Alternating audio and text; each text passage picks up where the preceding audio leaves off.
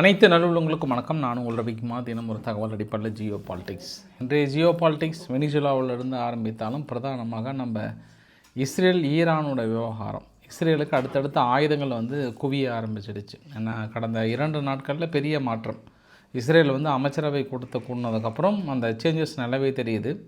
ரொம்ப சீக்கிரமாக தொடங்குறதுக்கான திட்டத்தில் இருக்காங்களோன்றதுக்கான அறிகுறிகள் தென்படுகிறது. ஈரானும் தயார் நிலையில் இருக்காங்க. அதனால் அங்கே நம்ம ஆல்மோஸ்ட் வெனிசுலாவிலேருந்து நம்ம ஷிஃப்ட் ஆக வேண்டிய ஒரு சூழ்நிலை. இடையில் இவங்க ஐரோப்பா வேறு திடீர்னு அமெரிக்கா மீது ஆஹா எப்படி இவங்க சொல்லலாம், எப்படி இவங்க கிரீன்லாந்தை இணைக்கலாம் அப்படின்னு சொல்லிட்டு இந்த பக்கம் ஆச்சா போச்சா ஹோச்சா அப்படின்னு அப்படி ஒரு எதிர்ப்பு அறிக்கையெல்லாம் கொடுத்துட்ருக்காங்க. கோட்டசாமிகளே நீங்களாம் பங்காளிங்க, உங்கள் பங்காளிங்களுக்குள்ளே இப்படி நீங்கள் எதிர்த்து பேசலாமா? எது பண்ணாலும் அமெரிக்கா பண்ணால் உங்கள் நல்லதுக்கு தான் பண்ணுவாங்க. பேசாமல் கிரீன்லாண்டை எழுதி கொடுத்துட்டு போகிற வழியை பிழைக்கிற வழியை பாருங்களே அப்படின்னு சொல்லிட்டு. ஏன்னா ஒன்றும் ஐரோப்பாத்தால் தாங்க முடியலைங்க. சும்மா ஆளுக்கு அறிக்கை விட்டுட்டுருக்காங்க அமெரிக்கா எதிர்த்து. என்ன பண்ண போகிறீங்க? ஒரு வருஷம் கடைசியில் எப்படி அவங்க கிரீன்லாந்து எழுதி வாங்கணுமோ அந்த அளவுக்கு வாங்க தான் போகிறாங்க. அதில் எந்த மாற்று கருத்துமே இல்லை. நீங்கள் விட்டுட்டு தான் வர போகிறீங்க. ஏன்னா அங்கே சீனியர் கண்ணு வச்சுட்டா முடியவே முடியாது. யார்? நாட்டாமையை சொல்கிறேன் பாருங்கள். நாட்டாமையோட தம்பி பசுபதி வீட்டில் யாரோ கொஞ்சம் சேட்டை பண்ணியிருக்கிறாங்க இன்றைக்கி. பசுபதி வீட்டில் கையை வச்சா சும்மா இருப்பாரா நாட்டாமை? அதனால் சம்பவம் கொஞ்சம் சூடாக தான் இருக்குது. வாங்க நண்பர்களே, வெனிசுலாவிலிருந்து நம்ம இந்த பயணத்தை ஆரம்பிக்கலாம். யார் அந்த பசுபதி வீட்டில் கல் அடித்ததுன்றது தான் முக்கியமான சம்பவமே இப்போ அமெரிக்காவுக்குள்ளார. ஸோ வீடியோக்குள்ளே போகிறதுக்கு முன்பு நீங்கள் நம்ம சேனலை சப்ஸ்கிரைப் பண்ணலாம். சப்ஸ்கிரைப் பண்ணிவிட்டாங்க. மறக்காம பெல் பட்டன் கிளிக் பண்ண ஆல் ஆப்ஷன்ஸ் கொடுங்க. வீடியோக்குள்ள போகலாம்.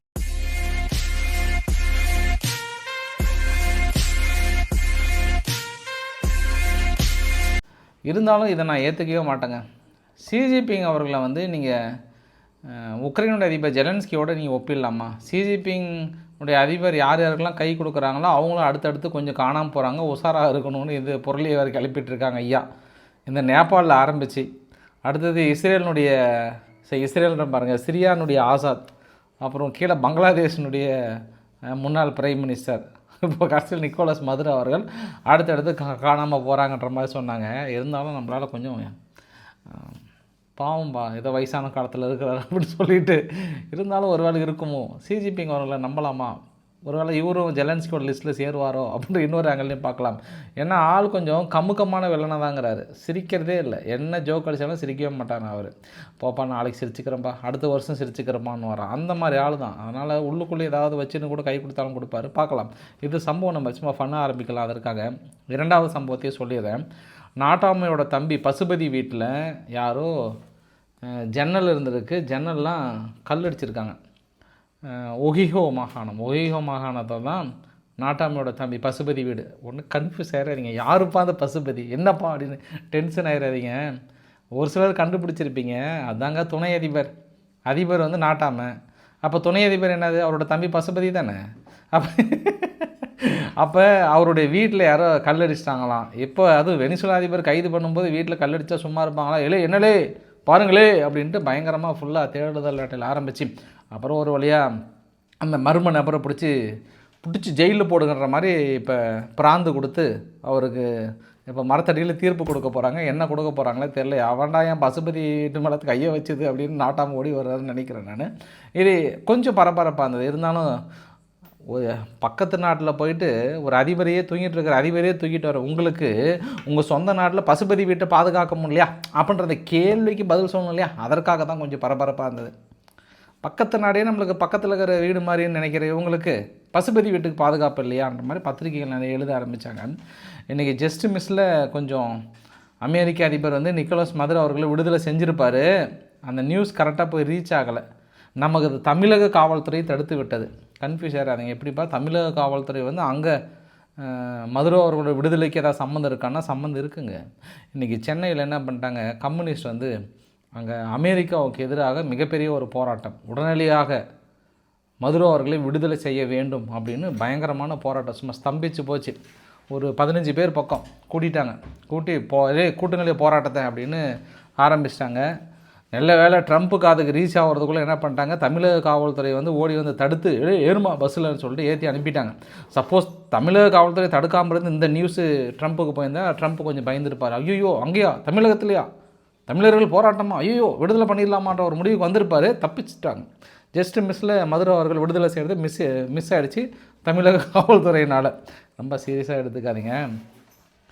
எது பண்ணாலுங்க என்னெல்லாம் பண்ணால் நம்மளுக்கு லாபம் வருமோ அந்த வேலையில் சுவிட்சர்லாந்து வந்து ரொம்ப ஈடுபடுதுங்க. சுவிட்சர்லாந்து வந்து உடனே இன்றைக்கி அனௌன்ஸ்மெண்ட் கொடுக்குறாங்க. இந்த நிக்கோலஸ் மதுரோ அவர்களுடைய சொந்தக்காரங்க வேறு யாராவது எங்கள் பேங்க்குள்ளேயே இங்கே யாராவது இன்வெஸ்ட் பண்ணியிருந்தாங்கன்னா நாங்கள் உடனே அந்த சொத்தை வந்து திருட முடிவு பண்ணிட்டோம். இதுக்கப்புறம் ஏன்னா அவரே டிக்டேட்டர் ஆச்சு, சர்வதிகாரி ஆச்சு, அவரு பிடிச்சிட்டாங்க, அதனால் அந்த சொத்தை நாங்கள் திருடலான்னு பார்க்குறோன்றாங்க. பாஸ் அப்போ இத்தனை நாளாக அவர் இன்வெஸ்ட் பண்ணும்போது உங்களுக்கு தெரியல, அவர் நல்ல மனிதராக தெரிந்தார். இப்போ கைது பண்ணதுக்கப்புறம் உடனே நாங்கள் அமெரிக்கா பேசிக்கிட்டு நாங்கள் திருட ஆரம்பிக்கிறோம், சொத்துக்கெல்லாம் முடக்கிறோம் அப்படின்னா எனக்கு புரியல. எனக்கு இந்த மாதிரி நாடுகள்லாம் நம்பி பணக்காரர்களே, கோட்டீஸ்வரர்களே, தொழிலதிபர்களே ஏன் போய்ட்டு இன்வெஸ்ட் பண்ணுறீங்கன்னு எனக்கு புரியல எனக்கு. அதுவும் குறிப்பாக சுவிட்சர்லாந்து வந்து மிக மோசமான ஒரு முன்னாதாரத்தை கொண்டுள்ளது. வெனிசுலாவுக்குள்ள காலடி வச்சுட்டு அதுக்கப்புறம் நம்ம மற்ற நிகழ்வுக்கு போகலாம். வெனிசுலானுடைய இடைக்கால அதிபர் ரோட்ரிகஸ் அவர்கள் தனது சகாக்கள் கேபினட் கூட்டத்தை எல்லாத்தையும் கூட்டுறாங்க, கூட்டி பயங்கரமாக முடிவெடுக்கிறாங்க. அந்த முடிவில் நம்ம மதுரோ அவர்களை உடனடியாக விடுதலை செய்ய வேண்டும் அப்படின்ற முதல் கோரிக்கை. இரண்டாவது கோரிக்கை, எக்காரணத்தை கொண்டு எங்கள் சொவினாரிட்டியை மற்ற எதுவும் விட்டு கொடுக்க முடியாது. மூன்றாவது, தேவைப்படும் பட்சத்தில் நாங்கள் அமெரிக்காவுடன் ஒத்துழைப்பு தயாராக இருக்கிறோம். அந்த மூன்றாவது வார்த்தையை கோடிட்டு இடங்களை அண்டர்லைன் பண்ணி நிரப்பணும். ஏன்னா இன்றைக்கி காலையில் தான் ட்ரம்ப் அவர்கள் வந்து கடுமையான ஒரு மிரட்டல் கொடுத்தாரு. பட் ரோட்ரிகஸ் அவர்கள் வேண்டாம், கொஞ்சம் சாதுவாக போயிடலாம், ஒன்றும் பிரச்சனை இல்லைன்றாங்க. ஆனால் உங்களுக்கு நீங்கள் நிறைய மீடியாவில் காட்டியிருக்க மாட்டாங்க. இன்றைக்கி எல்லா மீடியாவிலும் இந்த வெஸ்டர்ன் மீடியா, ராய்டர்ஸ் பத்திரிகையிலேருந்து பெரும்பாலும் எல்லாம் எப்படி காட்டியிருப்பாங்கன்னா, இப்போ வெனிசுலான்ற பாருங்கள், அர்ஜென்டினாவில் வெனிசுலாவுக்கு ஆதரவான போராட்டம், பனாமாவில் வெனிசுலாவுக்கு ஆதரவான போராட்டம், எல்லா இடத்துலையும் காட்டியிருப்பாங்க. மக்கள் சந்தோஷ கடலில் திளைத்திருக்கிறார்கள், ஒரு சர்வதிகாரியின் ஆட்சி முடிந்து விட்டது, மக்கள் வந்து அப்படியே ஆடி பாடி திரிகிறார்கள் அப்படின்லாம் சொன்னாங்கன்னா இல்லை. அங்கே என்ன நடக்குது, வெனிசுலாவுக்குள்ள என்ன நடக்குதோ அதுதான் நியூஸ். இந்த போராட்டம் பார்க்குறீங்கல்ல, இது வெனிசுலாவுக்குள் நடந்த போராட்டம். உடனடியாக மதுரோ அவர்களை விடுதலை செய்ய வேண்டும், உங்களுடைய சர்வாதிகார போக்கை உடனடியாக கைவிட வேண்டும், அமெரிக்காவின் ஏகாதிபத்தியமே இதை நாங்கள் ஒருபொழுதும் அனுமதிக்க மாட்டோம், வரட்டுமா வந்து எங்கள் தலைவரை மீட்டுட்டு வரட்டுமா அப்படின்னு இந்த கும்பல் ஒரு பக்கம். இல்லையே கொஞ்ச நேரம் பொறுமையாக இருங்க ஏன் இப்படி பண்ணுறீங்கன்னாங்க. ஆக்சுவலாக பாருங்கள், அங்கே மதுரோ அவர்களுக்கு பாதுகாப்பு கொடுக்கறதுலேருந்து பெரிய ட்ரைனிங் யூனிட் மீது எல்லாமே செக்யூரிட்டி கேரண்டியில் யார் அக்ரிமெண்ட் போட்டிருக்குன்னா கியூபா ரொம்ப வருஷமாக அங்கே மதுரோ அவரோட ஆட்சினா இராணுவத்தோடு இணைந்து போர் பயிற்சிகள் கொடுக்கறது, பாதுகாப்பு கொடுக்கறது, செக்யூரிட்டி ஃபுல்லாகவே கியூபானுடைய இராணுவம் தான். இப்போ ஆல்மோஸ்ட் இன்றைக்கி காலையில் சொன்னாங்க 40 பேர் பக்கம் இருந்து போனதாக சொல்கிறாங்க. அப்புறம் இல்லை கணக்கு ஒரு 50-60 பேர்னு சொல்கிறாங்க. ஆனால் அந்த 40 பேர் இறந்து போனதிலே 32 பேர் கியூபா மக்கள், அதாவது கியூபானுடைய இராணுவம். யார், மதுரோ அவர்களை பாதுகாக்கின்ற வேலையிலே ஈடுபட்டது கியூபானுடைய இராணுவம். 32 பேர் இறந்து போனதாக அனௌன்ஸ் பண்ணுறாங்க. அதனால் வருகின்ற 7ஆம் தேதியும் 8ஆம் தேதியும் கொடியை வந்து அரைக்கம்பத்தில் பறக்க விட்டுட்டு தனது முழு ஒத்துழைப்பின் யாருக்குன்னா வெனிசுலாவுக்கு தான், இனி எந்த காலத்துலையும் நம்ம விட்டு கொடுக்கக்கூடாதுன்ற மாதிரிலாம் சொல்லியிருக்காங்க. ஏன்னா அவங்க கியூபாவை குறி வச்சிட்டாங்க, கியூபாவை முடிக்காமல் இடமாட்டேன்னு சொல்லியிருக்காங்க. அதனால் கியூபாவும் சொல்லிட்டாங்க இல்லையா, வாங்களே கொத்த வாங்களே முடிச்சிடலான்றாங்க. இருந்தாலும் கொஞ்சம் பார்த்து பேசுங்க பாஸ். நான் முன்பு சொன்ன அதே பதிவு தான், ரவிக்குமார் ஆர்கே சேனல்லையும் சொன்ன அதே டைலாக் தான். போதும் பாஸ், உங்கள் வீரெல்லாம் நான் நிறைய புரிஞ்சுக்கிட்டேன். நான் கியூபாவும் சரி, அதுவும் இன்றைக்கி மறுபடியும் கொலம்பியானுடைய பிரசிடென்ட் கோஸ்டாவோ பெட்ரோ அவர்கள் வந்து என்ன பண்ணிட்டாரு, இப்படி பெரிய க்ரௌடுங்க இன்றைக்கி சாயந்தரம் நின்றுக்கிட்டார். இப்படி ட்ரம்ப், நீ தைரியமான ஆளாந்தா நான் இதே இடத்துல நிற்கிறேன், இந்த இடத்துல நிற்கிறேன், வாங்க வந்து என்னை தொட்டுப்பார். ஆனால் ஒன்று மட்டும் நிச்சயம், நான் பெருசாக இராணுவத்தில் கிடையாது, எனக்கு ஆயுதங்கள் கையில் எடுக்க தெரியாது, அதை தெரியாது இதை தெரியாது, ஆனால் எங்கள் எல்லைக்குள்ளே மட்டும் வந்தீங்கன்னா நானே துப்பாக்கிட்டு சுட்டே விடுவேன் அப்படின்ற மாதிரி பயங்கரமாக வந்து மிரட்ட ஆரம்பிச்சிட்டார். ஐயோ தலைவா, போதும் தலைவா. அது நார்மலாகவே ஒரு அரசியல்வாதிகள்லாம், ஒரு அரசியல் தலைவரோ, ஒரு தன்னம்பிக்கை ஊட்டுகின்ற பேச்சாளர்களோ பார்த்திங்க அப்படின்னா இந்த மாதிரி நிறைய க்ரௌடெல்லாம் பார்த்தாங்கன்னா விரியாக இருப்பாங்க, பயங்கரமாக பேசுவாங்க. ஆனால் அவங்க எல்லாமே அதற்கான அதுக்கப்புறம் போனாங்கன்னா வீட்லேயோ மற்ற இடத்துலையோ அந்த மாதிரி இருப்பாங்களான்னா அது கொஞ்சம் ரேர் தான் கேள்விப்பட்டேன் நான். ஏன்னா நம்ம இங்கேயே நிறைய அரசியல் தலைவர்லாம் பார்த்துருக்கோம்ல, அப்படியே ஒரு எல்லாம் ஒன்றா சேர்ந்தாங்கன்னா மைக்கே முழுங்குற அளவுக்கு பயங்கரமாக பேசுவாங்க. அதுக்கப்புறம் தலைவரே நீங்கள் சொன்னையோ நான் எங்கேயே பேசுகிறேன்னு சொல்லுவாங்கள்ல, அந்த மாதிரி நான் எடுத்துக்கிறேன் நான் இந்த டைலாக்கை பொறுத்த வரைக்கும். என்னப்பா ஒரு மதுரை அவர்களே பேசி பேசி மைக்கை முழுங்கி அலே அமெரிக்கா நேரில் வா, நான் இங்கே தான் நிற்கிறேன், முடிஞ்சால் தொட்டுப்பார் சீண்டிப்பார் அப்படின்னாரு. அவர் தான் முதல்ல தூக்கிட்டாங்கன்றது நான் இதில் எந்த பதிவுனாலும் சொல்ல விரும்புகிறேன் நான். அவ்வளோதான். அவங்க ஆல்மோஸ்ட்டு கொஞ்சம் அப்படியே கொஞ்சம் டைட் சுச்சுவேஷன் தான் வெனிசுலாவை பொறுத்த வரைக்கும். ஏன்னா இன்று கூட என்னாச்சுன்னா, இப்போ அங்கே வெனிசுலாவை தாக்கம் நடத்துவதற்கு போர்க்கப்பெல்லாம் நின்றுருந்ததில்ல, எல்லாம் பாதிக்கு மேலே கிளம்பி போயிடுச்சு. இப்போ வெனிசுலாவிலிருந்து 4க்கு மேற்பட்ட எண்ணெய் கப்பல்கள் எல்லாம் லோட் பண்ணி வச்சுருந்தாங்களே, அது கிளம்ப ஆரம்பிச்சிருச்சு. வழக்கம் போல் ஏற்றுமதிக்கு கிளம்ப ஆரம்பிச்சிருச்சு. அதுக்கப்புறம் அமெரிக்கா ஓடி வந்து ஐயோ இது மாதிரி அர்ஜென்ட்டாக ட்ராக் பண்ணுங்கள், எப்படிங்க இங்கேருந்து எண்ணெய் கப்பல் மறுபடியும் நீங்கள் கிளம்ப விட்டீங்கன்னு சொல்லிட்டு ட்ராக் பண்ணால் அவங்க எல்லாமே சிக்னல் ஆஃப் பண்ணி வச்சுட்டாங்க. எல்லாமே எங்கெங்கே இருக்குன்னே தெரியல. மறுபடியும் அமெரிக்கா வந்து வாட்ச் பண்ண சொல்லியிருக்கிறாங்க. வெனிசுலாவிலிருந்து எந்த கப்பலும் போகக்கூடாது, உடனே தடுத்து நிறுத்துங்கெல்லாம் நம்மளுக்கு சொந்தம், நம்மளது நம்ம நாடு அது, கிட்டத்தட்ட நம்ம இணைக்க போகிறோன்ற மாதிரிலாம் பேசியிருக்காங்க. அப்போ அதை மட்டுமா நீங்கள் பண்ண போகிறீங்க? அப்புறம் இன்னொன்று கூட நினச்சேன் நான், இந்த லாட்டின் அமெரிக்காவில் அதிகமான கோல்டு ரிசர்வ் வெனிசுலா தாங்க. அதுக்கப்புறம் பிரேசில், மெக்சிகோ, அர்ஜென்டினா, பொலிவியா இவங்க எல்லாமே கம்மி தான். ஆனால் அர்ஜென்டினா மட்டும் வெனிசுலா மட்டும் 161 டன்னு பக்கம் வச்சுருக்காங்க. 161 டன்னு இதுக்கப்புறம் இருக்குமான்னு தெரியல. ஏற்கனவே அமெரிக்கா கொஞ்சம் திருடிக்கிட்டாங்க. அமெரிக்கா இல்லை, யூகே கொஞ்சம் திருடிக்கிட்டாங்க.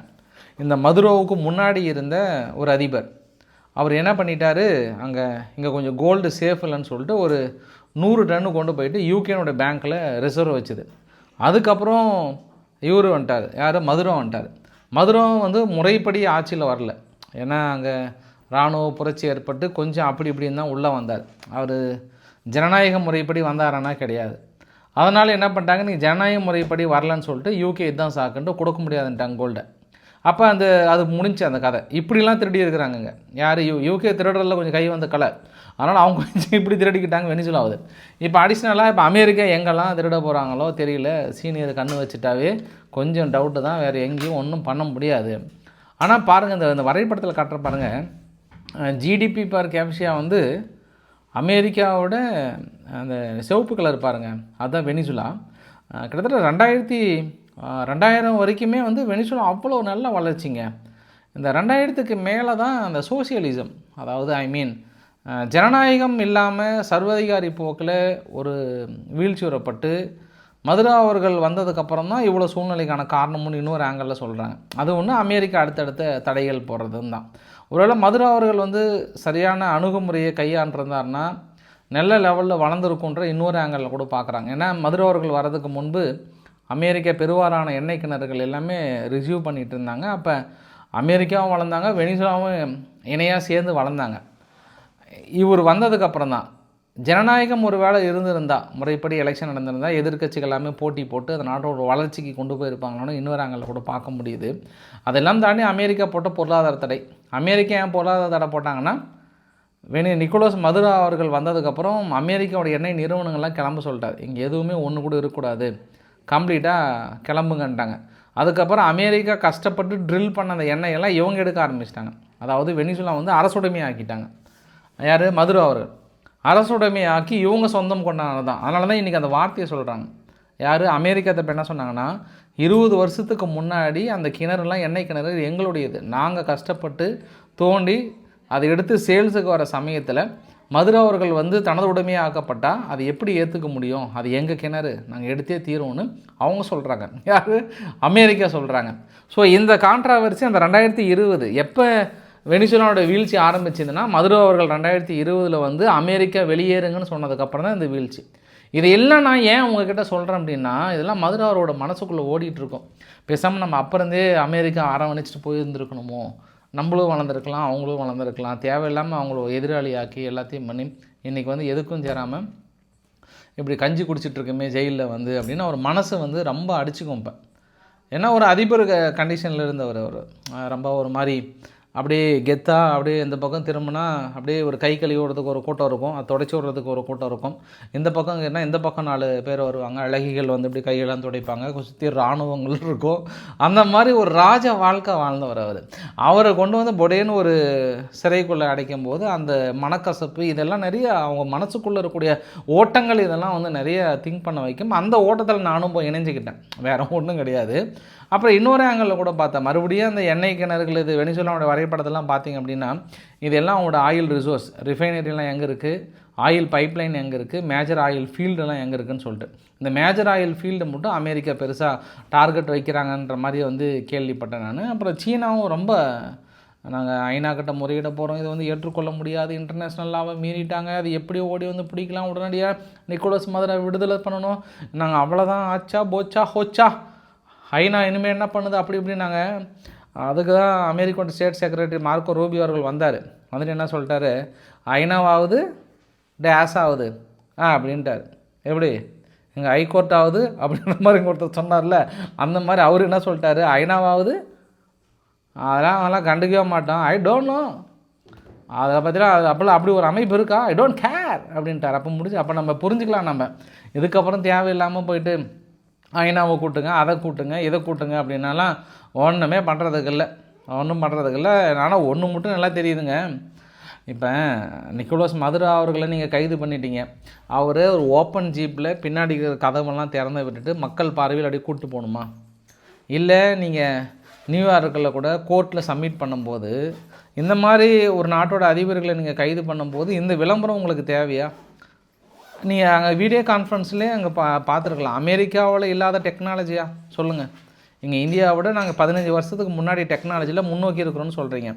இங்கேயே ஒரு சில குற்றவாளிகளையோ முக்கிய நபர்களையோ வெளியில் கொண்டு வந்தால் தேவையில்லாத பிரச்சனை வருன்றதுனால நம்மளே வீடியோ கான்ஃபரன்ஸில் ஜட்ஜ் ஐயா வந்து என்னப்பா தம்பி சொல்லுப்பான்றாரு. அந்த வீடியோ கான்ஃபரன்ஸில் வந்தவங்க ஒரு டைம் பாத்ரூம்லாம் இருந்து அவன் வீடியோ கான்ஃபரன்ஸ் பேசுகிறான் ஜட்ஜ் ஐயா கிட்ட.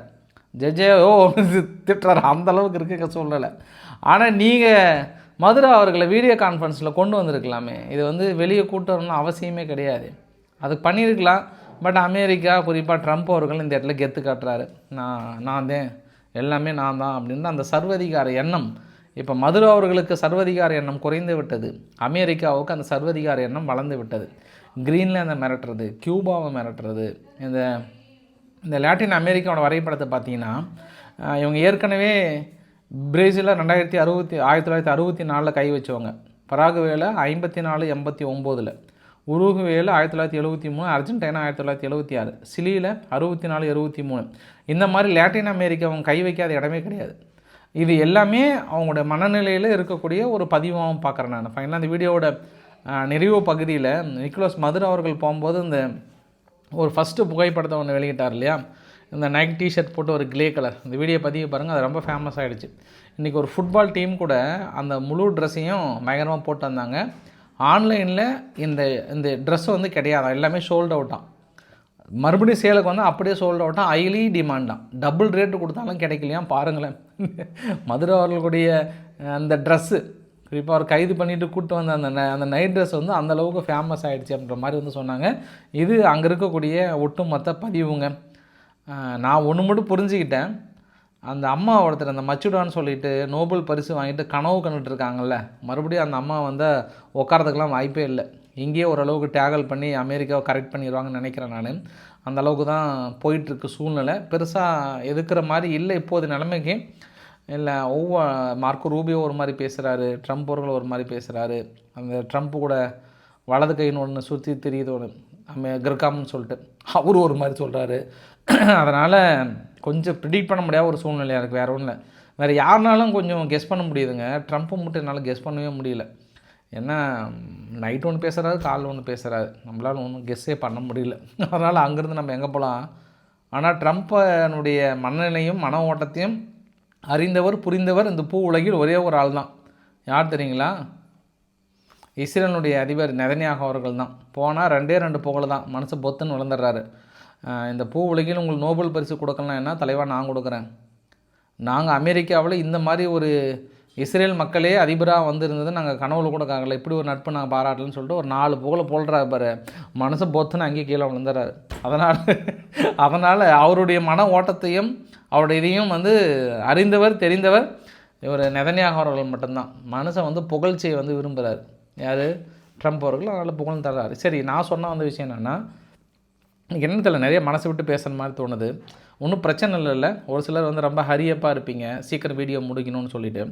அதனால் இப்போ மதுரைச்சு என்ன ஃப்ளோவில் ஸ்டக் ஆகிடுச்சு. இஸ்ரேலுடைய பிரதமர் நெதன்யாகு அவர்கள் வீட்டுக்கு வந்தார் இல்லையா, ஐ மீன் அமெரிக்காவிலேருந்து ரிட்டர்ன் வந்தார் இல்லையா, வந்ததுக்கப்புறம் அமைச்சரவை கூட்டம்லாம் நடந்தது. 2 முக்கிய நிகழ்வுங்க. ஃபஸ்ட்டு அமெரிக்கா என்ன பண்ணிட்டாங்க, யூகேயில் நேற்றே ஒரு 3க்கும் மேற்பட்ட போர் விமானங்கள் நிறைய வந்தது, ஃபுல்லாக ஆயுதங்களை ஃபுல்லாக அன்லோட் பண்ணிட்டாங்க. வேறு ஏதோ கால்குலேட் பண்ணாங்க கூட, ஏன் சம்மந்தம் இல்லாமல் யூகேயில் திடீர்னு அன்லோட் பண்ணுறாங்க, வேறு ஏதாவது விஷயம் இருக்குமோ அப்படின்ற மாதிரிலாம் நினச்சேன் நான். அதுக்கான காரணம் இன்றைக்கி புரிஞ்சிருச்சு. இன்றைக்கி என்ன ஆச்சுன்னா, யூகேலேருந்து இங்கே இஸ்ரேலுக்கு ஆயுதங்கள் இறங்கியிருக்கு, பெரிய அளவுக்கு ஆயுதங்கள் இறங்கியிருக்கு. சம்பவம் நம்பர் 1. சம்பவம் நம்பர் 2, இன்றைக்கி அமெரிக்கானுடைய போயிங் விமானம் C-17 Globe master heavy cargo நேராக ஜோர்டனில் இறங்கியிருக்கு. டைரெக்டாக இஸ்ரேலுக்கு இறங்கலை, ஜோர்டனில் இறங்கியிருக்கு. ஜோர்டன் அமெரிக்கா நிலைகள். ஏன்னா இஸ்ரேலில் தாக்கல் நடத்தினா கூட ஃபஸ்ட்டு இடைமறுத்து தாக்கல் நடத்துறது ஜோர்டன் தானே. அதனால் சுற்றியும் ஆயுதங்களை ஃபுல் பண்ணுறாங்க. இன்னொரு அறிவிப்பு கூட நம்ம எப்படி எடுத்துக்கலாம்னா, நெதன்யாகு அவர்கள் இங்கே அமைச்சரவை கூட்டத்தை நடத்தும் போது அங்கே ஈரான் வான் தடுப்பு சாதனங்கள் எல்லாத்தையும் சோதனை செஞ்சு பார்க்குறாங்க, பாலிஸ்டிக் ஏவுகணைகள்லாம் சோதனை செஞ்சு பார்க்குறாங்க. லாஸ்ட் டைப் ஈரானுடைய வான் தடுப்பு சாதனங்கள் ஒன்று கூட வேலை செய்யலை, கம்ப்ளீட் க்ளோஸ். இன்றைக்கி வெனிசுலா எப்படி சரண்டர் ஆச்சு, அந்த மாதிரி ஈரானுடைய வான் தடுப்பு சாதனங்கள் 2 நாள் 3 நாள் கம்ப்ளீட்டாக முடிச்சிட்டாங்க கதையை. அதனால் இந்த தடவை கோட்டசாமி நம்ம கொஞ்சம் உஷாராக இருக்கணுன்ற மாதிரி ஈரான் தரப்பில் பெரிய சோதனையை பார்க்க முடிஞ்சுது. இஸ்ரேல் தாக்குதலை குறைந்திருக்கிறது என்றால், இன்று ஹெஸ்புல்லாவுடைய முக்கிய நபர்களை லெபனானுக்குள்ளே தாக்க நிகழ்த்தியிருக்காங்க. லெபனானில் அடுத்தடுத்த ஒரு 10 பகுதியை அதிரடியாக வெளியேற சொல்லியிருக்காங்க. தாக்குதல் கடுமையாக்கப்படும்னு எச்சரிக்கை கொடுத்துருக்காங்க. ஹெஸ்புல்லாவை சார்ந்த அங்கே இராணுவ நடவடிக்கைகள் எல்லாமே பெரிய அளவுக்கு இருக்கிறது, உடனடியாக வெளியேறுன்றாங்க. ஹோப் நான் பேசிகிட்டு இருக்கிற நேரம் பெரிய தாக்கல் நிகழ்த்துவதற்கான வாய்ப்புகள் இருக்குது. அப்போ அமெரிக்காவுக்கு போயிட்டு வந்ததுக்கப்புறம் லெபனானுக்குள்ளே பெரிய தாக்கலை முன்னெடுக்கிறது கண்கூடாக தெரிகிறது. அங்கே மட்டும் இல்லை, இன்றைக்கி அல்ஜசீரா பெரிய ரிப்போர்ட்டை கொடுத்தாங்க. காசாவுக்குள்ளார எல்லோ லைனை தாண்டிட்டாங்களாம். யார்? இஸ்ரேல். எல்லோ லைனை தாண்டி அந்த பக்கம் உள்ளே போகிறது பெரிய ஆபத்தாக இருக்குது. இஸ்ரேல் எங்கேயுமே மதிக்கலைன்றாங்க. எங்கேயும் உங்களுக்கு இஸ்ரேல் மதித்தாலும் மதிக்கலனாலும், இஸ்ரேல் தாக்கல் நடத்தினாலும் உங்களுக்கு ஒரு ஆள் இருக்காங்க காசா, கவலைப்படாதீங்க.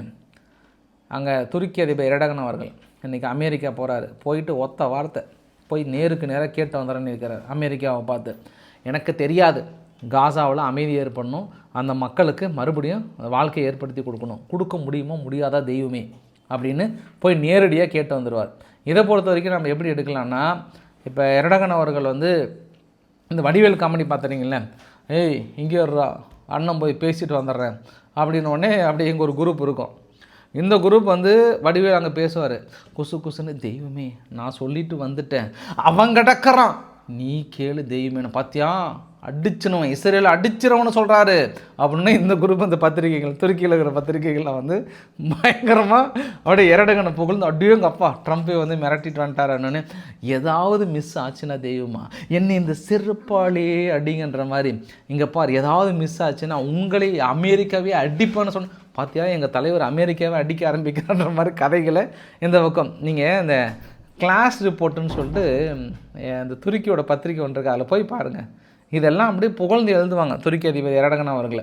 இவர் அதனால் இங்கே அமெரிக்கா போயிருக்கிறாரு. போயிட்டு இப்போ இஸ்ரேலில் ஒரு கை பார்க்க போகிறேன், நீ முடிஞ்சதுன்ற மாதிரிலாம் போகிறாரு. பார்க்கலாம், நானும் இந்த வடிவேல் கணக்காக எதிர்பார்க்கலாம். நம்ம என்ன தான் பேசி இவர் அமெரிக்கா கிட்ட சக்ஸஸ் பண்ணிட்டு இப்போ காசாவுக்குள்ளேயோ இல்லை லெபனான் ஹெஸ்புல்லானுடைய நிலைகளையோ இல்லை சுற்றி இருக்கக்கூடிய ஏரியாவை எந்த அளவுக்கு ஒரு ட்ரை பண்ணிடுறாருன்னு பார்க்குறேன் நான். இது சவாலாகவே நம்ம எடுத்துக்கலாம். நம்ம ஒரு சிலருக்கு என்னப்பா இது மாதிரி அந்தர்பல்ட்டி ஆரம்பத்தை இப்படி சொல்லிட்டே அப்படின்னு நீங்கள் நினச்சிங்கன்னா சவாலை எடுத்துக்கிறேன். ஏன்னா அவங்க பத்திரிகைகள் புகழ்கிறாங்களே, எங்கள் தலைவர் அமெரிக்கா போகிறாரு, முடிஞ்சது எல்லாத்தையும் அமைதியை கொண்டு வந்துடுது. ஏன்னா அவர் சொல்லிட்டார், அவர் காசாவில் அமைதி ஏற்படுத்தாத இந்த மண் என்ன இந்த உடலுக்கு ஏது உணவு உடை என்ன குடி தண்ணீர் மாதிரி நிறைய வசனங்கள்லாம் சொல்லியிருக்கிறார்.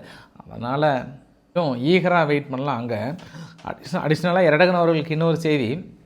நீங்கள் பாரிஸில் இங்கே இஸ்ரேலும் சிரியாவும் பேச்சுவார்த்தை நடத்துகிறாங்க. இஸ்ரேல் சிரியாவும் பேச்சுவார்த்தை நடத்தி ஆல்மோஸ்ட் இது அமெரிக்க இடைத்தரகராக இருக்கிறாங்க. உடன்பட்டுச்சு அப்படின்னா துருக்கியை மொத்தமாக சிரியாவிலேருந்து வெளியேற்ற ட்ரை பண்ணுறாங்க. இது அவருக்கு தெரியுமா தெரியாதான்னு தெரில. இப்போ அதெல்லாம் பயங்கரம் உலகத்தில் வச்சுருப்பார் அவர். இருந்தாலும் அங்கே போயிட்டு மனசை வெறையாக இருக்கிறாரு. என்ன நடக்க போதோ இது அங்கே இருக்கக்கூடிய ஒட்டுமொத்த பதிவு. அடிஷ்னல் நான் இன்னொரு பதிவுமே சொல்லிடுறேன். நான் மறுபடியும் ட்ரம்ப் அவர்கள் என்ன சொல்கிறாருன்னா, அங்கே ஈரானில் நடந்த போராட்டத்தில் பொதுமக்கள் மீது தாக்கல் நடக்கும் பட்சத்தில் ஏற்கனவே கடுமையான ஹிட்டு, பெரிய ஹார்டு ஹிட் அடித்தோம் எங்கள் அமெரிக்காவுக்குள்ளார. இந்த தடவைலாம் விடவே மாட்டோம், முடிச்சிடுவோம் கதையன்ற மாதிரி சொல்லியிருக்காங்க. அதனால் ஈரான் கேர்ஃபுல்லாக இருக்கின்றாங்க. போராட்டம் நேற்றை விட இன்று கொஞ்சம் குறைந்திருக்கிறது. ஆனால் இந்த போராட்டம் வன்முறை களமாக மாறி இருக்கிறது. அவங்களும் பொதுமக்களை பெருசாக அடிக்கிறது, ஷூட் பண்ணுறது மாதிரி நிறைய விஷயங்களை கையாண்டுட்டு இருக்காங்க ஐஆர்ஜிசியும். ஆனால் ஈரான் மக்களோட அந்த சவாலை பார்க்க முடியுதுங்க. இங்கே இந்தியாவெல்லாம் கைது பண்ணுவாங்க, போராட்டம் பண்ணால் அதிகபட்சம் லத்தி சார்ஜ் இது மாதிரி தான் இருக்கும். பட் அங்கே டைரெக்டாகவே சுடுறாங்க. ஆனால் அதையெல்லாம் தாண்டி போராட்டம் பண்ணுறாங்க பற்றி அது பெரிய விஷயந்தாங்க, பெரிய விஷயந்தான். அப்போ அவங்களுக்குள்ள ஈரான் அரசாங்கத்தின் மீதோ ஐதுல்லா அலி காமனி மீது அந்த எதிர்ப்புகள் இருக்குன்றதை நம்மளால் தெரிந்து கொள்ள முடிகிறது. நான் அதை சொல்ல வரேன். நான் அவ்வளோ அந்த துப்பாக்கி சூடு அதெல்லாம் இருந்துமே கூட பெருசாக போராட்டம் பண்ணுறாங்க, பெரிய க்ரௌட் கேதர் ஆகிறத பார்க்க முடியுது. அது எல்லாமே இன்றைக்கி கூட பாருங்கள், ஒரு பெரிய ஒரு டெய்ரி ஃபேக்ட்ரி ஒன்று, இப்போ நான் வரும்போது கூட அது எதனாலும் தெரில, அந்த ஃபேக்ட்ரியே காலி ஆகிடுச்சு. லவுட் வெடிச்சது, குண்டு வெடிப்பா இல்லை ஃபேக்ட்ரியில் ப்ராப்ளமானு தெரில. இந்த மாதிரி 2 ஃபேக்ட்ரி வெடிச்சிருக்கு. அப்போ இது உள்ள சிஏஏ உள்ளே பூந்திருக்கா இல்லை மொசாட் உள்ளே பூந்திருக்கான்னு தெரியல. கொஞ்சம் யோசனை பண்ண வேண்டியது ஈரானுடைய சம்பவம். அதெல்லாம் சவுதி அரேபியாவும் என்ன பண்ணிட்டாங்க, ஏற்கனவே சோமாலியா லேண்ட் இஸ்ரேல் போயிட்டு அங்கே இறங்க போகிறேன்னு சொன்னோன்னே இப்போ சவுதி சோமாலியா கிட்ட பேச்சுவார்த்தை நடத்தி அங்கே ஒரு போர்ட் அமைக்க போகிறேன் அப்படின்ற மாதிரி சொல்லி, ஏன்னா ரெட் சி கடல் பகுதியில் எந்த பிரச்சனையும் வந்துடக்கூடாதுன்றதுக்கு அங்கே நான் போர்ட் அமைக்க போகிறேன்லாம் சொல்லியிருக்காங்க. ஃபைனலாக இந்த வீடியோ தான் சமர்ப்பணம். இவர் யார் தெரியுமா, ஐஆர்ஜிசியினுடைய மஜித் மௌசி அவர்கள் தான். சும்மா பிரித்து மேய்ஞ்சிருவார்.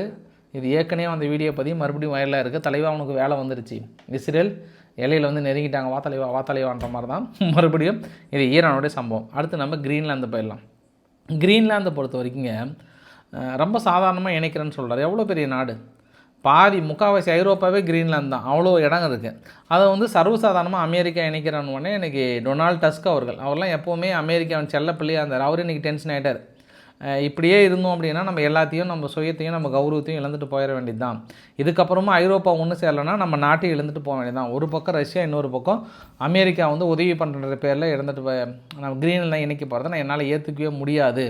இதுக்கப்புறம் நம்ம ஒன்றிணைன்னு இருக்காங்க. அங்கே கிரீன்லாண்டோட எதிர்க்கட்சிகள் என்ன செய்றாங்கன்னா, நான் பேசாமல் வெனிசுலாவுக்கு இதுக்கப்புறம் நான் ஆதரவு கொடுக்க போகிறேன் அப்படின்னு சொல்லியிருக்காங்க.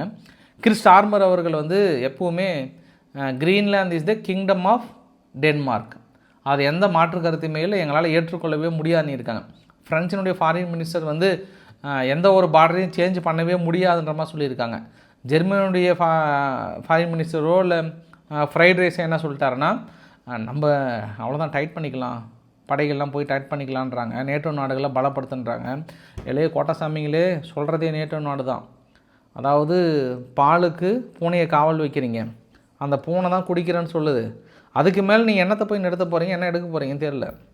அது உங்கள் தலைவிதி, நீங்கள் கிரீன்லாந்து கொடுத்து தான் ஆகணும், வேறு வழியே இல்லை. ஏன்னா சீனியர் கண்ணு வச்சுட்டாங்க. சும்மா ஆளாலும் கொஞ்ச நாள் டைலாக்காக பேசுவீங்க.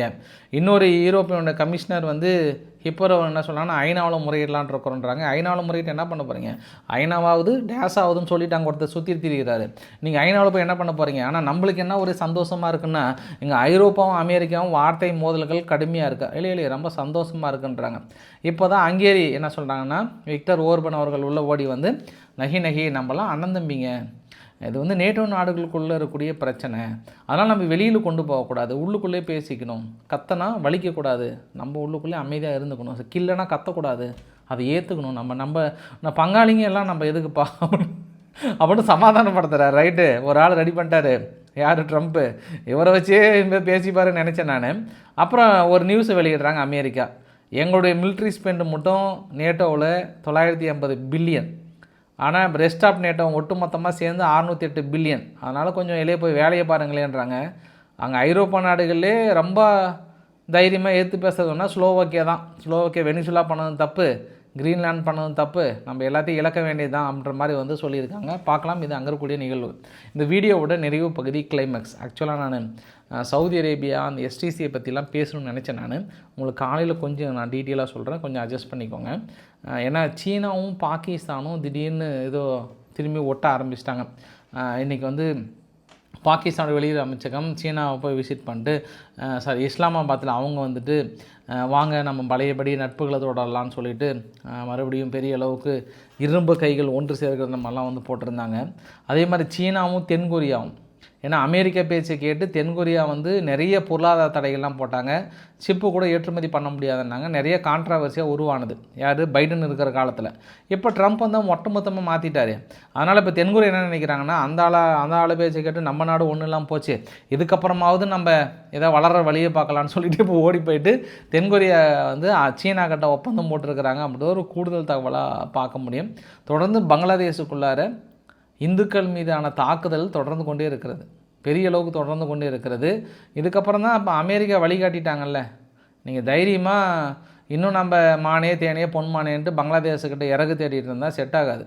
இன்னுமே நட்பு பாராட்ட தான் இந்தியா ட்ரை பண்ணிகிட்ருக்கு. அந்த ஏற்கனவே முன்னாள் பிரதமர் இருந்ததுக்கான இறுதி அஞ்சலில் போகும்போது கூட நாங்கள் நட்பு எதிர்பார்க்குறன்ற மாதிரியே சூழ்நிலை தான் இருக்காங்க. பட்டு அங்கே சூழ்நிலை எல்லாமே வேறு மாதிரி தான் இருக்குது. ஐபிஎல் வந்து ஒளிபரப்பை தடை விதிச்சிட்டாங்க பங்களாதேஷுக்குள்ளே, ரொம்ப ஸ்ட்ரிக்டாக இருக்கிறாங்க. கூடுதலாக நம்ம இன்னும் ஒரு சில தக்காளியும் மற்றது ஏற்றுமதி பண்ணிகிட்ருக்கோன்ற மாதிரி வந்து கேள்விப்பட்டுருக்கேன். அதனால் இனி பங்களாதேஷை ரொம்ப ஸ்ட்ரிக்டாக, அதான் நம்ம அமெரிக்கா ரோல் மாலாம் எடுத்துகிட்டு போக வேண்டியதான், வேறு வழி தெரியல ஆத்தான்ற மாதிரி ஸ்ட்ரிக்டாக பண்ணி முடிக்க வேண்டியதான் கதைன்ற மாதிரி போக வேண்டியதான். இது என்னுடைய கருத்தாக இருக்குது. பட் வரவேற்கலாம் உங்களோட கருத்துக்களும்.